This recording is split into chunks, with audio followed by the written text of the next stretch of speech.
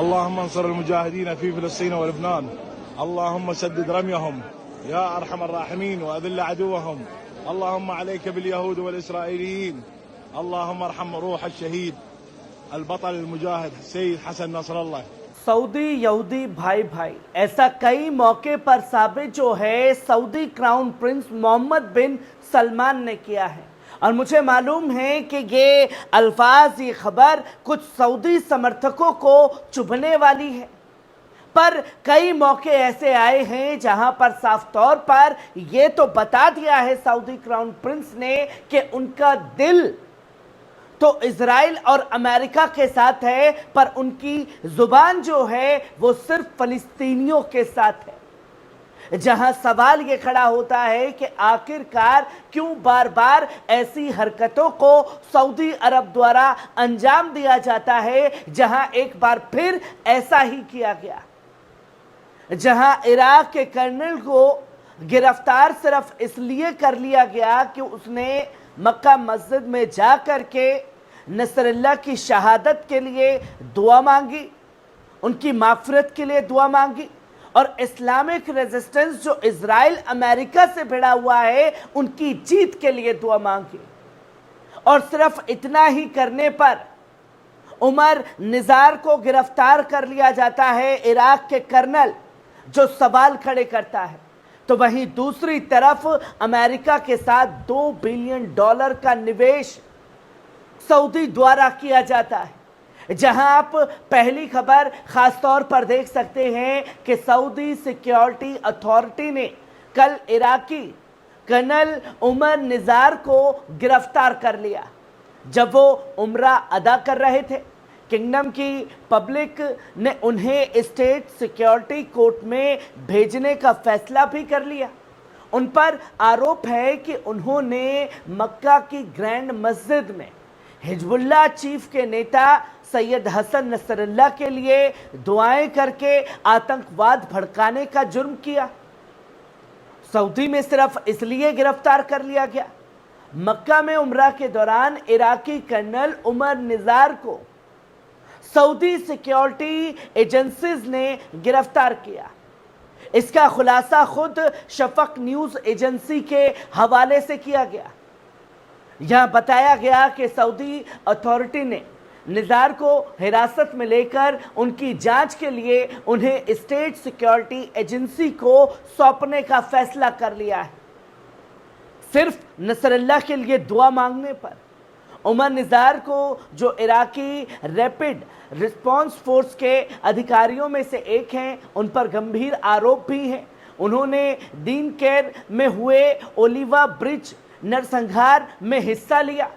इससे पहले इराकी अदालत ने उन्हें उम्र कैद की सजा भी सुनाई थी, लेकिन सुप्रीम जुडिशल काउंसिल के मुखिया फेक जिदान ने साक्ष्यों की कमी बताते हुए इस सजा को पलट दिया, जिसके बाद निजार को रिहा कर दिया गया था।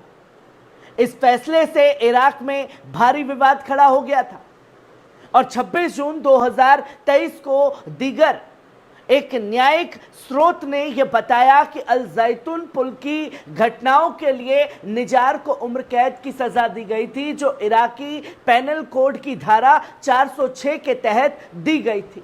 यह नरसंहार 28 और 30 नवंबर 2019 के बीच में हुआ, जिसमें 70 से अधिक लोग मारे गए थे, सैकड़ों घायल हुए थे। इस घटना के बाद सुरक्षा प्रमुख जनरल जमील अल शमारी को उनके पद से इस्तीफा देना पड़ा था। इन घटनाओं के बीच उस वक्त इराकी प्राइम मिनिस्टर अदिल अब्दुल मेहदी ने 29 नवंबर 2019 को संसद में इस्तीफा देने की घोषणा कर दी थी। पर सवाल ये खड़ा होता है कि मामला इराक की अदालत में था, तो जज बनने की सऊदी क्राउन प्रिंस को क्या आवश्यकता थी ठीक उस समय जब वो दुआ मांग रहे थे सैयद हसन नसरल्लाह के लिए और इस्लामिक रेजिस्टेंस की जीत के लिए। जहां निजार की गिरफ्तारी के बाद ये सवाल उठ रहे हैं कि क्या उन्हें सऊदी में ही मुकदमे का सामना करना पड़ेगा या इराकी अथॉरिटीज को सौंपा जाएगा। इस घटना से एक बार फिर इराक में शांतिपूर्ण प्रदर्शनकारियों के खिलाफ हुए अत्याचार और उनके इंसाफ की मांग का मुद्दा सामने आ गया है। तो वहीं आप सऊदी से जुड़ी दूसरी खबर देख सकते हैं, जहां $2 बिलियन का निवेश पूर्व अमेरिकी राष्ट्रपति डोनाल्ड ट्रंप के दामाद जेरेड कुशीर ने कई बार सऊदी अरबिया के क्राउन प्रिंस मोहम्मद बिन सलमान से इजराइल के साथ कूटनीतिक बातचीत के बारे में चर्चा की, जहां एक सूत्र के मुताबिक कुशनीर बिन सलमान के बीच ये बातचीत ट्रंप व्हाइट हाउस छोड़ने के बाद हुई है। हालांकि इस बात का खुलासा नहीं हुआ कि ये बातचीत गाजा में जारी खतरनाक जंग से पहले हुई या बाद में, जिसने अब तक 41,826 फिलिस्तीनी शहीद हो चुके हैं और लगभग 1 साल से ये जंग जारी है।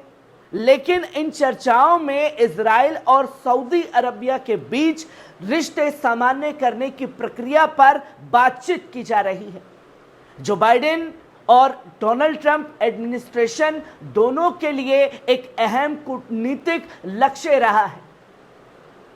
जहां डोनाल्ड ट्रंप के दामाद कुशनीर, जो 43 साल के हैं, उनका सऊदी अरबिया के साथ करीबी रिश्ता है।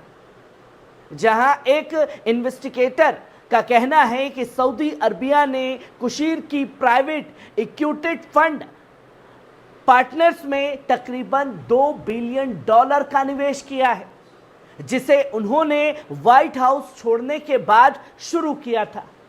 अब यह खबर कुशनीर और सऊदी अरबिया के डिफैक्टो लीडर के बीच शांति समझौते पर चर्चा हुई, जिसे प्रेसिडेंट जो बाइडेन भी हासिल करने की कोशिश कर रहे हैं। इस बात को यह दर्शाता है कि रिपब्लिकन और डेमोक्रेटिक दोनों दलों के लिए मिडल ईस्ट की अहमियत कितनी ज्यादा है, और वो भी खासतौर पर तब जब राष्ट्रपति चुनाव में कड़ी टक्कर चल रही है। साथ ही ये बातचीत संकेत देती है कि अगर ट्रंप को दोबारा सत्ता मिलती है तो वो इस क्षेत्रीय संकट का प्रबंधन कैसे करेंगे। और इससे यह भी सवाल उठता है कि कुशनीर के रियाद के साथ वित्तीय संबंध अगर अमेरिकी नीतियों को उनके ससुर के नेतृत्व में कैसे प्रभावित कर सकते हैं। ये तस्वीर है और ये चेहरा है सऊदी क्राउन प्रिंस का, जब बम गिराए जा रहे हैं मजलूम गाजा के लोगों के ऊपर, तो सऊदी में हेवन नाइट पार्टी रखी जाती है। अपना पिछवाड़ा हिला हिला करके जो सऊदी के लोग हैं वो डांस करते हुए, उनके तमाम वीडियो आप सोशल मीडिया पर देख सकते हैं।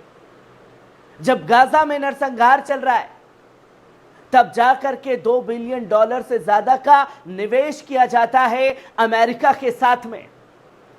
और जब सैयद हसन नसरल्लाह या इस्लामिक रेजिस्टेंस की जीत के लिए दुआ मांगी जाती है तो उन लोगों को गिरफ्तार करने का काम किया जाता है, जिसमें सऊदी क्राउन प्रिंस ने दुनिया को यह बखूबी बता दिया है कि वो दिल से प्रो इजरायली हैं, दिल से वो प्रो अमेरिकन हैं, पर जुबान से फिलिस्तीन के साथ खड़े हैं।